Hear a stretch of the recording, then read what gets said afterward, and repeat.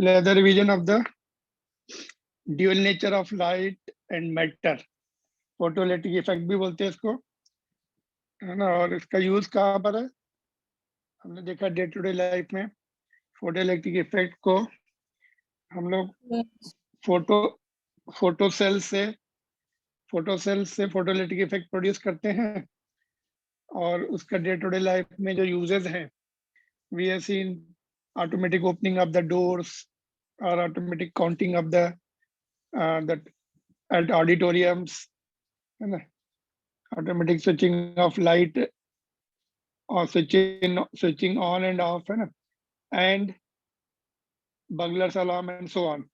Alright, screen नहीं दिख रही, स्क्रीन को थोड़ा सा मैं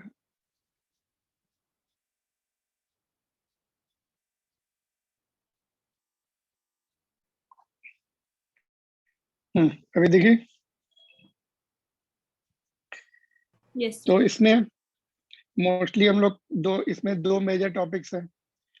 one is your photoelectric effect, Einstein's equation, and another is your de Broglie wave, है ना, डी ब्रॉगली वेवलेंथ। तो इन दोनों को देखते हैं हम लोग। तो फोटोइलेक्ट्रिक इफेक्ट के लिए light is considered to be particle nature, photon, quantum nature. Light का जो क्वांटम नेचर से एक्सप्लेन किया गया था फोटोन से। Wave theory fail to explain the photoelectric effect. So photons are the energy particles. Energy of the photon is given by h nu. E is equal to h nu और hf, है ना। हम लोग frequency को f ले रहे हैं, okay. और f को क्या लिख सकते हैं, c by lambda। h the Planck's constant, जिसकी value 6.6 into 10⁻⁻34 joule second. f frequency, lambda wavelength, c the speed of light in the medium। Alright, vacuum में 3 into 10⁸ होती है। And momentum of photon E by C होता है ना। E by C ये कहाँ से आएगा, E जो है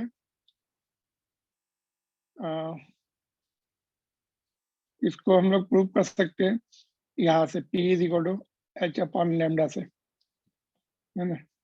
ये डी ब्रॉगली से प्रूव कर सकते हैं इसको, डी ब्रॉगली वेवलेंथ का भी सेम रिलेशन वैलिड होता है इधर, है ना। या फिर E is equal to m into c square लिखेंगे, और नीचे c है, c कैंसिल हो जाएगा। m into c is nothing but a momentum, product of mass and speed, momentum होता है। तो यहाँ से भी तो डायमेंशन बैलेंस भी है ना। P is equal to E by C, E the energy of photon, C the speed of light। और यहाँ से हम लोग h by lambda जो डी ब्रॉगली का रिलेशन है वो प्रूव कर सकते हैं, यहाँ से ये ला सकते हैं। ऑलराइट, तो ये रिलेशन याद रखनी है तुम्हें। और एक पॉइंट ये बताओ, मैंने शायद कल भी पूछा था, ओके आगे पूछ रहा हूँ। ये दोनों relation you have to remember, momentum as well as energy, short to make us के लिए। Other properties of photons, you know, electrically neutral होता है, rest mass is 0 and moving mass is given by this relation. energy and momentum of photons are conserved but not the number of photons। जब when it falls onto the metal plate, in that case number of photons जो absorb हो जाते हैं कम भी हो जाते हैं, but energy transfer हो जाती है, मोमेंटम ट्रांसफर हो जाता है। ऑलराइट, तो ये हो गया। एनर्जी किस पे डिपेंड कर रही है, more frequency means more energy, less wavelength means more energy. तो here is one question for you, can you read and understand and then reply। ये क्वेश्चन है तुम्हारे सामने। Rank the following radiation according to their associated photon energies, greatest first। सबसे ज्यादा energy किस में होगी, येलो लाइट में, गामा में, रेडियो वेव्स में, और माइक्रोवेव्स में. This is the question of previous chapter and this chapter. Do you remember the spectrum?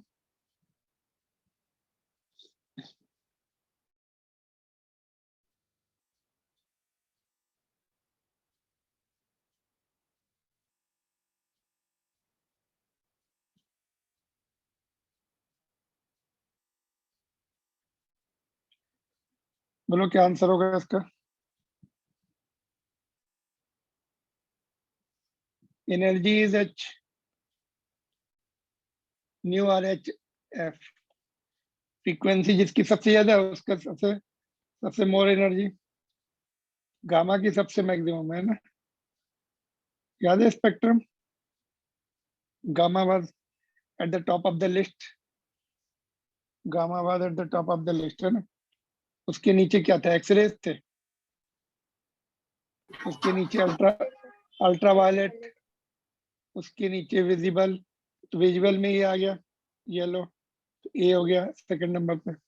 उसके नीचे क्या था. इंफ्रारेड. और उसके नीचे क्या था. रेडियो था कि माइक्रो था.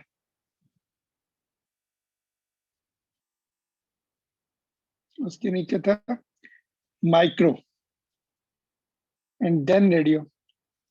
माइक्रोवेव किसमें रडार में यूज करते हैं. हाँ दिया भी. यूजेस भी दिए हुए हैं ना यहाँ पे. देखो सी यूजेस आर गिवन है. माइक्रोवेव रडार में यूज होती है. रेडियो वेव इसमें रेडियो एंड टीवी स्टेशंस में यूज होती है. Then gamma radioactive elements में. येलो जो है सोडियम वेपर लैंप है ना. तो सबसे कम रेडियो है frequency.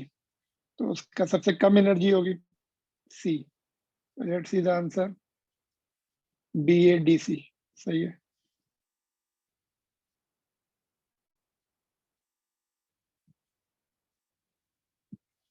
All right.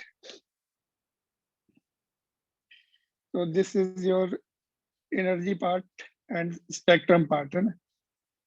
So you have to remember the formula. Number of photons निकालने. सपोज बोला जाए भाई सो एंड सो सोर्स है. तो नंबर ऑफ फोटॉन्स निकालो पर सेकेंड या पर मिनट या पर आवर है ना. या पर सेकेंड निकाल लेंगे फिर तो टाइम से मल्टीप्लाई कर दो तो उस टाइम में मिल जाएगा. तो पर सेकेंड कैसे निकालेंगे. सोर्स की पावर को अगर फोटोन की एनर्जी से डिवाइड से तो number of photons per second मिल जाते हैं.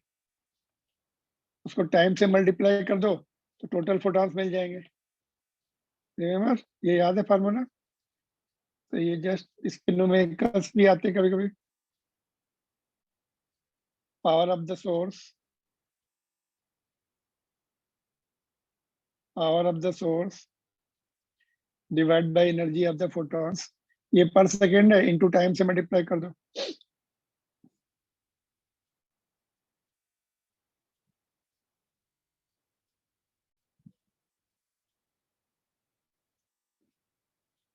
क्वेश्चन नंबर 7 इसी पे बेस है. फिफ्थ भी इसी पे बेस है. बैलेंस भी करना पड़ेगा. इसमें इंटेंसिटी दी हुई है.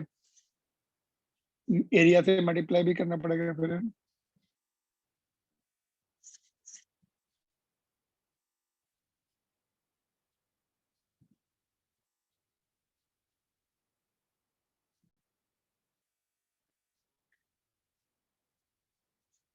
पर मीटर स्क्वायर अपने आप आ जाएगा ना. पर मीटर स्क्वायर है ये.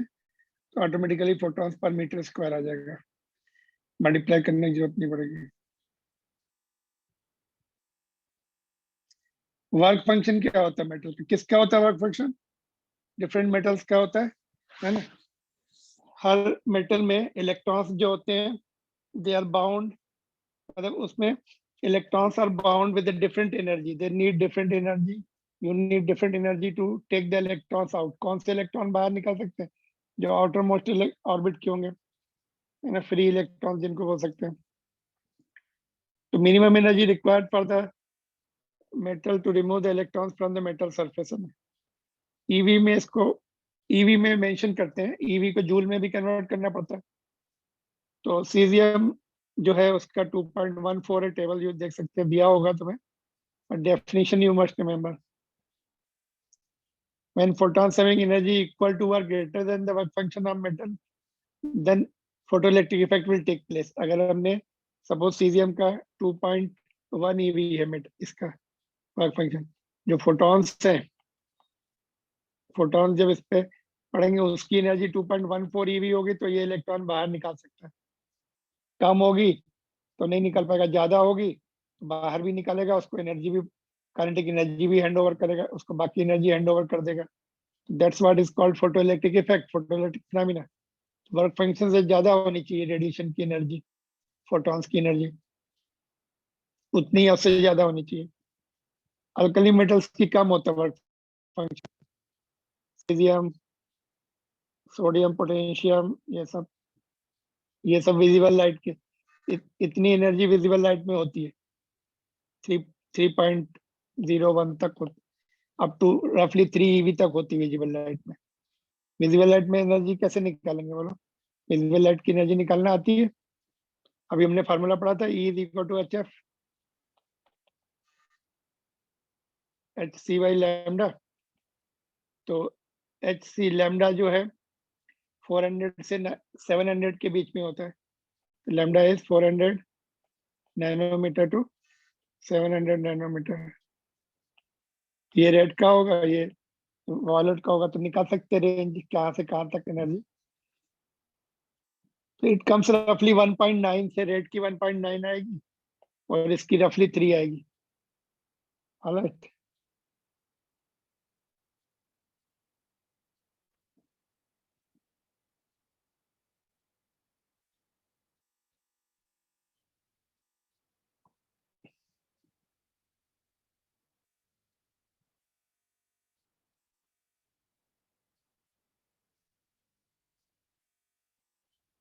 ईवी को जूल में कैसे कन्वर्ट करते हैं?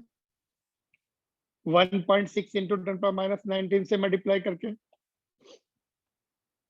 ई चार्ज ऑफ इलेक्ट्रॉन, उसकी वैल्यू पुट कर दो, V1 वोल्ट पुट कर दो, तो this will be convert into joule.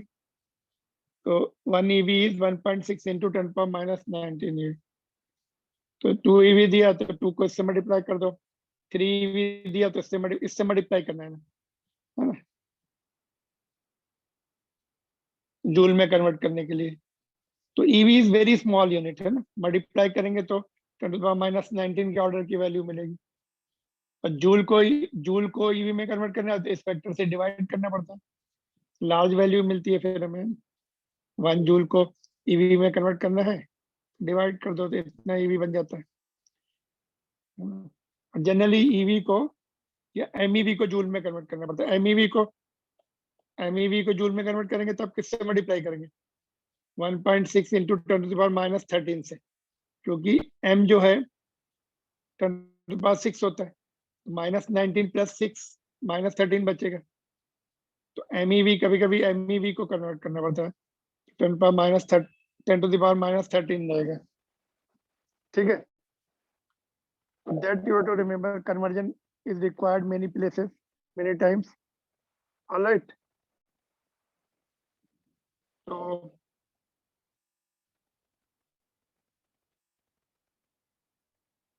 देखो यहाँ पे हमने एक क्वेश्चन किया था कि 400 वेवलेंथ 400 नैनोमीटर है, उसकी एनर्जी निकालो। रफली ये तुम्हारा कौन सा हो गया? वायलेट कलर की लाइट हो गई। तो क्या वही अपना एनर्जी के लिए E is equal to HC by lambda, H की वैल्यू पुट करो, C की वैल्यू पुट करो, लैम्डा को जूल्स में मीटर में कन्वर्ट करो, नैनोमीटर है ना, और ईवी में निकालना है तो जूल में आने के बाद डिवाइड करना पड़ता है, ईवी में करना है तो डिवाइड करना पड़ेगा। तो लेट्स सी,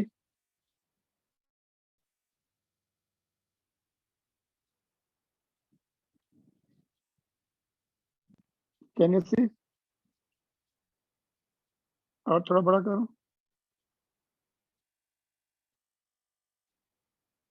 ओके देखो,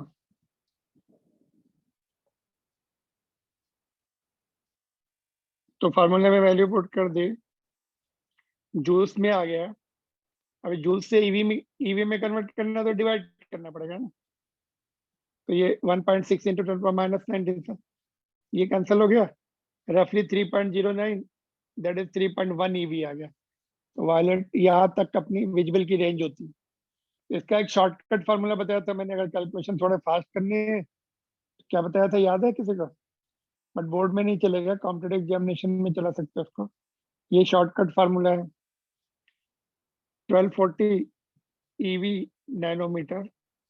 ये सब कांस्टेंट ही तो है, देखो ये कांस्टेंट है ये सब, इसको पहले से ही कैलकुलेट करके रख लिया EV नैनोमीटर में, और लैम्डा को अभी हम नैनोमीटर में अगर पुट कर दे सीधा, तो नैनोमीटर विल गेट कैंसल और EV में आंसर आ जाएगा। तो 400 था, नैनोमीटर कैंसिल हो गया, और 400 को हमने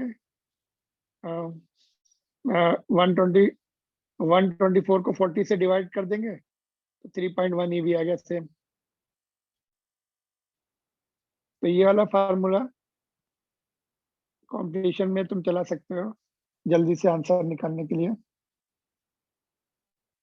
not in CBSE board. Alright,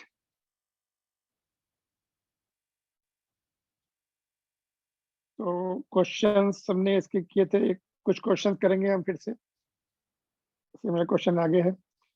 देखो फोटोलिटिक इफेक्ट में सबसे पहले हर्ट्ज वाज द पॉइनियर, उसने सबसे पहले नोटिस किया था कि फोटॉन से इलेक्ट्रॉन इमिट होते हैं।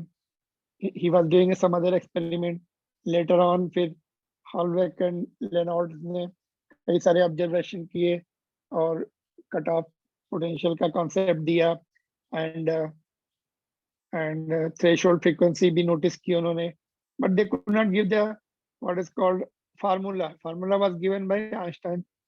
तो लेकिन इनके एक्सपेरिमेंट काफी यूजफुल थे, है ना। तो इंटेंसिटी, इन्होंने इंटेंसिटी बढ़ा के इंटेंसिटी चेंज करके एक्सपेरिमेंट किए। तो इंटेंसिटी किस पे डिपेंड करती है?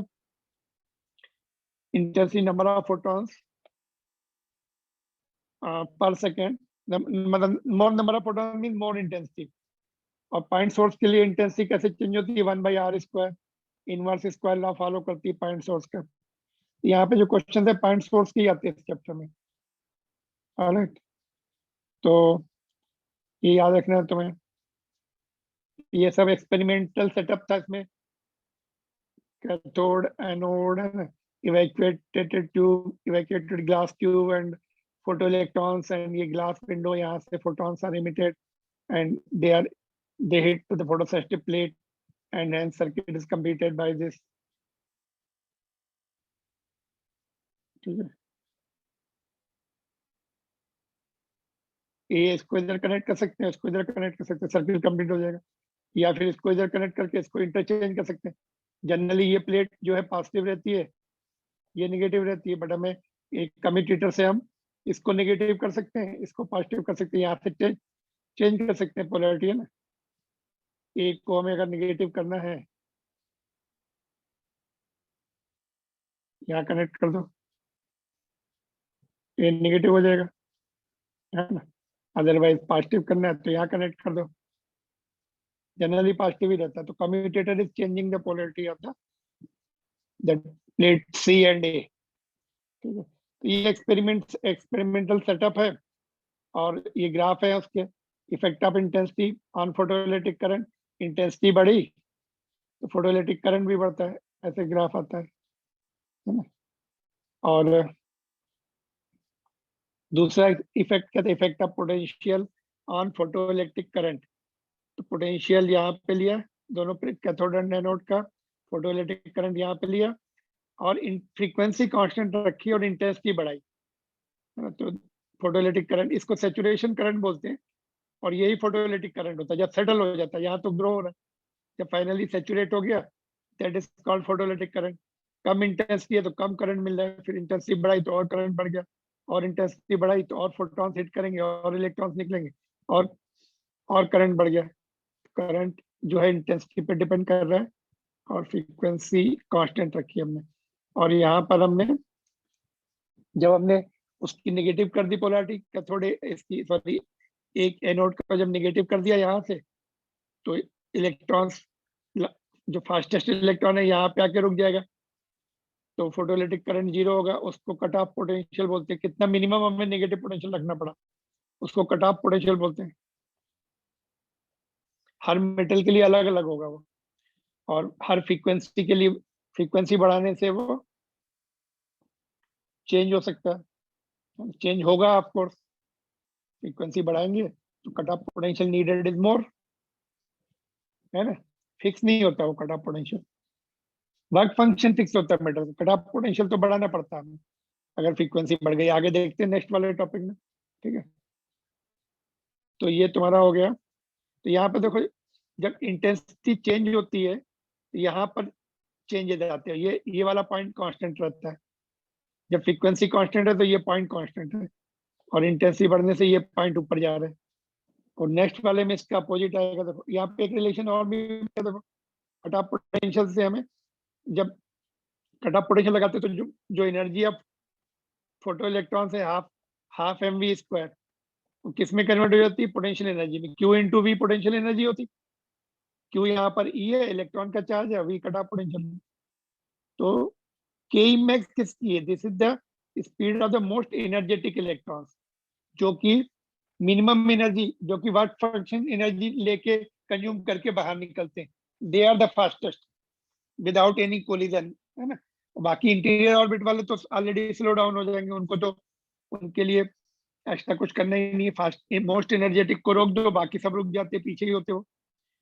तो v max is the speed of most energetic electrons which are coming out from the outermost orbit, which are free electrons, you can say,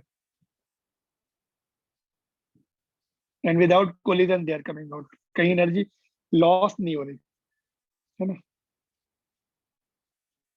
दूसरा वाला क्या, थर्ड वाले में क्या था, हमने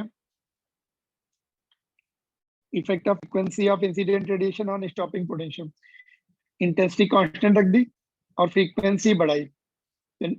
न्यू 1 पर cut off potential v naught मिला, न्यू 2 पर और हायर कट ऑफ पोटेंशियल मिला नेगेटिव में, न्यू 3 पर और हायर फ्रीक्वेंसी बढ़ती गई तो कट ऑफ पोटेंशियल ज्यादा लगाना पड़ेगा उसको रोकने के लिए। फ्रीक्वेंसी बढ़ाई तो एनर्जी जो है फोटॉन्स में एनर्जी बढ़ गई, तो उन्होंने एनर्जी ज्यादा इलेक्ट्रॉन फोटो इलेक्ट्रॉन्स को हैंड ओवर की, उनको रोकने के लिए ज्यादा हमें कट ऑफ पोटेंशियल लगाना पड़ता है।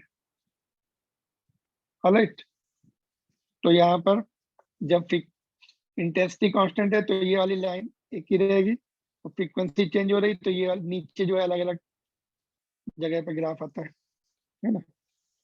तो stopping potential is more negative for higher frequencies of incident radiation, but photoelectric current constant रहता है। फ्रीक्वेंसी बढ़ाने से photoelectric current is constant, but stopping potential changes.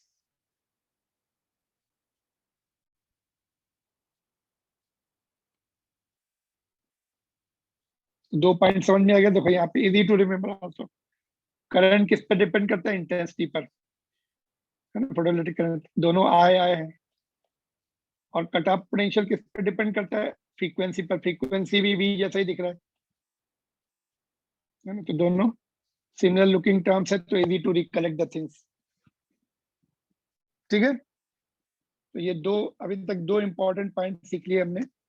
Current जो है इंटेंसिटी पे डिपेंड कर रहा है, और कट ऑफ पोटेंशियल फ्रीक्वेंसी पे डिपेंड कर रहा है, फ्रीक्वेंसी ऑफ इंसिडेंट रेडिएशन पे, and they are similar looking terms. ये ग्राफ इंपॉर्टेंट है। देखो अगर जब आता है ना, क्वेश्चन आता है कि draw the graph showing the variation of cut off potential with frequency of incident radiation, ये ड्रॉ करना है। इसमें भी सेम है, तो इसमें भी ऐसा लग रहा है frequency and cut off potential दिख रहा है इसमें, बट ये इस टॉपिक के अंडर में। यहाँ पे देखो, variation of photoelectric current with the collector plate potential for different frequencies of incident radiation, इस टॉपिक के अंडर में ये एक्सप्लेन करना है। जब बोला जाए तुम्हें स्टॉपिंग पोटेंशियल एंड फ्रीक्वेंसी का ग्राफ बनाओ, तो लीनियर ग्राफ आता है। ये उन्होंने नोटिस किया, हॉलवेक एंड लेनॉर्ड ने नोटिस किया कि लीनियर आ रहा है। इक्वेशन नहीं थी इनके पास, बट दे कुड नोटिस कि लीनियर रिलेशन आ रहा है, और डिफरेंट मेटल के लिए एंगल तो सेम रह रहा है, बट ये जो थ्रेशोल्ड फ्रीक्वेंसी का कॉन्सेप्ट जो है अभी हमने डिस्कस किया क्या, नहीं। एक पर्टिकुलर फ्रीक्वेंसी के बाद जो है कट ऑफ पोटेंशियल लगाना नहीं पड़ा। जब से एक पर्टिकुलर फ्रीक्वेंसी हो गई तो cut off potential needed is 0। तो उन्होंने फिर एक फ्रीक्वेंसी का भी कॉन्सेप्ट इंट्रोड्यूस किया कि अगर एक फ्रीक्वेंसी जो है greater than cut off frequency है, तब जो है हमें स्टॉपिंग पोटेंशियल लगाना पड़ेगा, अदरवाइज नॉट, है ना। तो लीनियर रिलेशन पहला, और there exist minimum cut off frequency या threshold frequency for which v naught is 0। यहाँ से देखो ये 0 है, ठीक है। तो ये चार फीचर्स उन्होंने ऑब्जर्वेशन नोट किए। एक तो इंस्टेंटेनियस नोट किया, फिर वही करंट जो इंटेंसिटी पे डिपेंड कर रहा है, और तुम्हारा कट ऑफ पोटेंशियल जो है फ्रीक्वेंसी पे डिपेंड करेगा, and also there must be frequency greater than threshold frequency, है ना। ये चार पॉइंट। ओके, लेट अस सी।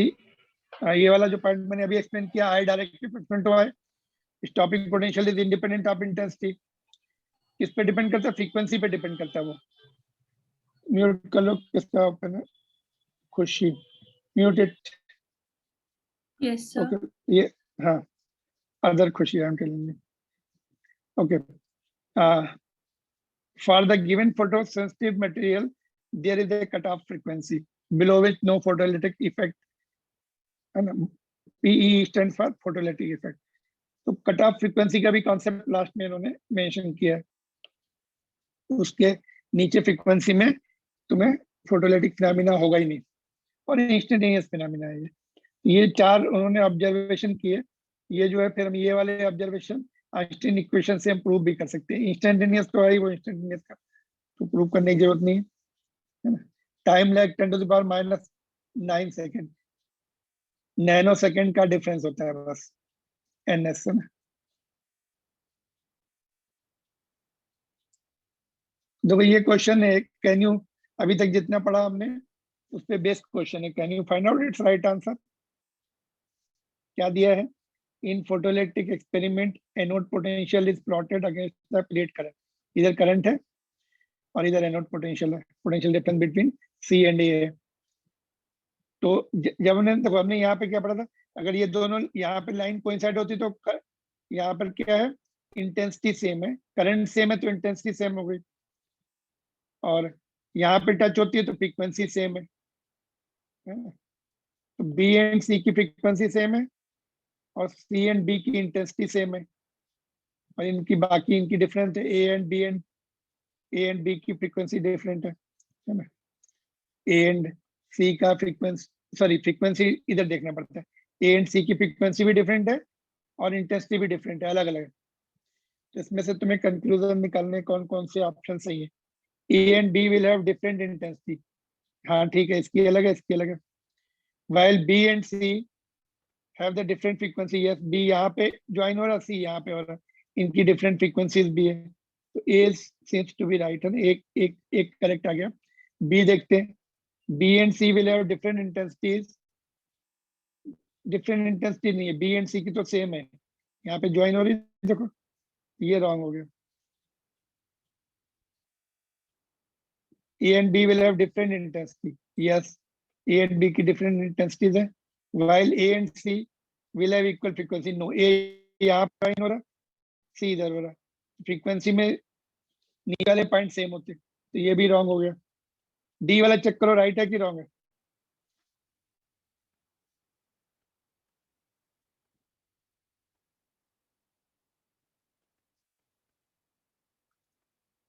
डी वाला नहीं राइट सर, और रॉन्ग? करेक्ट। करेक्ट और इनकरेक्ट? इनकरेक्ट। कैसे? चलो चेक करते हैं। क्योंकि सर करेक्ट है। करेक्ट है, इनकरेक्ट, वन खुशी telling correct, other is telling incorrect. Okay, check करते चलो। B and C will have equal intensity, right है, दोनों ऊपर ज्वाइन होते तो इक्वल इंटेंसिटी, सही है। while A and B will have same frequency, A and B same frequency, यहाँ नीचे ज्वाइन हो रहे देखो, तो D is also correct, ठीक है, ठीक है। तो ये जे एडवांस का क्वेश्चन है, more than one correct option वाला, ठीक है। तो हमने क्या सीखा यहाँ पर, नीचे अगर पॉइंट ज्वाइन हो रहा है तो उनकी फ्रीक्वेंसी सेम है, ऊपर अगर ग्राफ ज्वाइन हो रहा है तो उनकी इंटेंसिटी सेम है, अदरवाइज डिफरेंट है। ऑलराइट, तो ये हो गया तुम्हारा क्वेश्चन बेस्ड ऑन दैट। फिर आइंस्टाइन ने एक फार्मू इसकी जो इक्वेशन है, ये जो ग्राफ है, ये जो ऑब्जर्वेशंस थे, other scientist could not explain कि how it is that possible. तो इसने जो है क्वांटम नेचर से, लाइट का क्वांटम नेचर मतलब energies are quantized in terms of photon, इतनी एनर्जी या उसके multiple energy, E is equal to h nu और एच एफ, इतनी एनर्जी या उसके मल्टीपल एनर्जी, उससे जो है ही proved that this photoelectric equation, उसने फोटोइलेक्ट्रिक फिनोमेना को उसने जो है फार्मूले से एक्सप्लेन किया। तो energy of photon is used in 2 parts है ना, energy of photon is used in 2 parts. एक तो उसका वर्क फंक्शन में कंज्यूम हो जाती है इलेक्ट्रॉन को बाहर निकालने में, बाकी एनर्जी जो बची है वो उसको इलेक्ट्रॉन को हैंड ओवर हो जाती है। तो kinetic energy of electron is difference of energy of photon minus work function, मतलब जो फोटोन की एनर्जी पड़ रही है मेटल पर एच एफ, उसमें से वर्क फंक्शन माइनस हो जाएगा, बाकी जो बचा वो kinetic, it will be appearing as a kinetic energy of electron, most energetic electron. यहाँ पे मिनिमम एनर्जी कंज्यूम हो रही तो मैक्सिमम एनर्जी मिलेगी हमें, वर्क फंक्शन का सिंबल है ये, है ना। तो इंसिडेंट फोटोन की एनर्जी में से मेटल का वर्क फंक्शन माइनस कर दो, तो जो बची energy that appears as a kinetic energy of photoelectrons which are coming out from the photosensitive plate. More tightly bound electrons will emerge with the less kinetic energy. जो interior orbit के हैं वो कम energy consume करेंगे, तो उनको we are not interested in that. We are interested in most energetic electrons.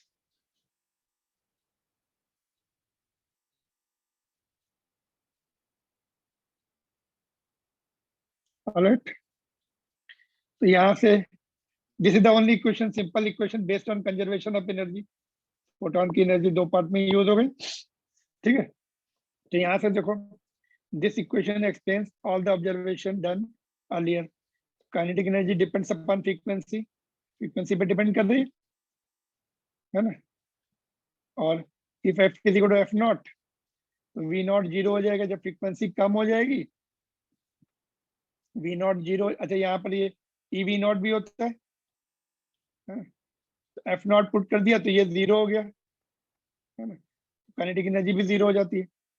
यहाँ से हमें दूसरा रिलेशन मिल जाता है, ये 0 पुट कर दो तो यहाँ से वर्क फंक्शन का रिलेशन मिल जाता है। मेटल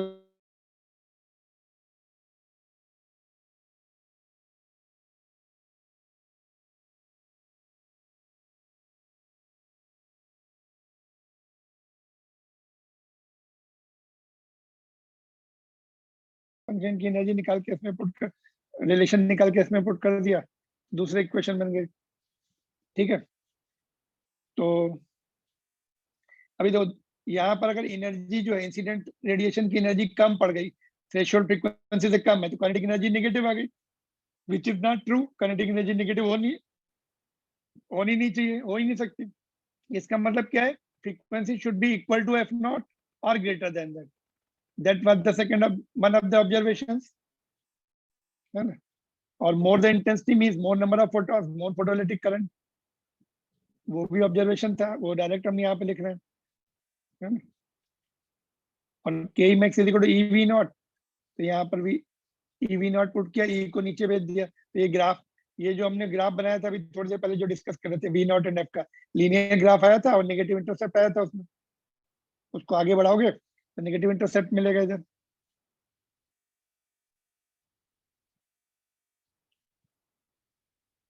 तो उन्होंने ग्राफ ड्रा किए थे ऑब्जर्व करके, बट फार्मूले नहीं थे, अभी फार्मूले भी मिल गए आइंस्टीन इक्वेशन से। थ्रेशोल्ड वेवलेंथ डिफाइन कर सकते हैं इससे, यहाँ से थ्रेशोल्ड वेवलेंथ डिफाइन कर सकते हैं हम लोग। ये इसमें एफ को C by lambda naught put कर दिया, थ्रेशोल्ड वेवलेंथ। मतलब maximum wavelength up to which photolytic phenomena will take place, ये मैक्सिमम है। पहले तीनों डेफिनेशन मिनिमम से स्टार्ट थी और थ्रेशोल्ड वेवलेंथ की मैक्सिमम से स्टार्ट होगी। लैम्डा जो है रेडिएशन का less than or equal to threshold wavelength होना चाहिए, और फ्रीक्वेंसी रेडिएशन इंसिडेंट रेडिएशन की greater than or equal to F naught होनी चाहिए, है ना। थ्रेशोल्ड मतलब मोर वेवलेंथ मीन लेस एनर्जी, एक पर्टिकुलर तक एनर्जी से कम हो गई तो फिर रेडिए फोटोलिटिक फिनोमेना नहीं होता।